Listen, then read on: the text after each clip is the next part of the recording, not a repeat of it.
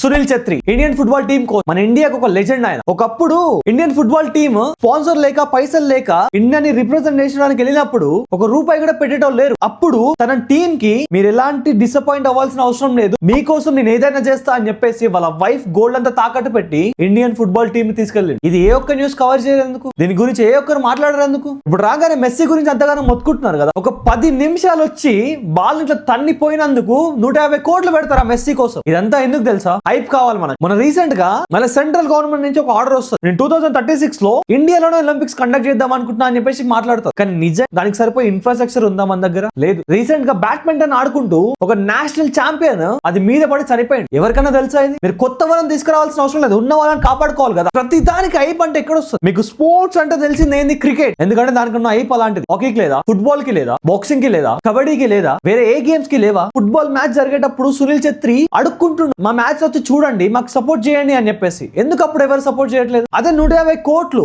సునీల్ ఛెత్రికి ఇస్తే ఈ రోజు వేరేలాగా ఉంటుండే కదా. ఓకే, ఇప్పుడు మన ఇండియన్ ఫుట్బాల్ టీం ఏం సాధించలేదు, వీళ్ళని పిలిస్తే ఏముంటది అని చెప్పేసి అనుకుంటున్నారా? అలాంటప్పుడు బయట దేశంలో నుంచి వచ్చిన మెస్సీని మన ఇండియాకి పిలిపించి మన ఇండియాని అవమానించడానికి ఇదంతా. నిజంగా ఈ స్పోర్ట్స్ అనేది ఎప్పుడు డెవలప్ అవుతుందో తెలుసా? ఇలాంటి పాలిటిక్స్ దీనిపైన ఇన్వాల్వ్ అవ్వనప్పుడు, నేను ఇండియా కోసం ఏదైనా సరే చేస్తా, పైసలకు ఆశపడా అన్న కోచ్లు బయటకు వచ్చినప్పుడు ఖచ్చితంగా మార్పు వస్తుంది, ఖచ్చితంగా ఇండియాకి మెడల్ వస్తుంది. గుర్తుపెట్టుకోండి.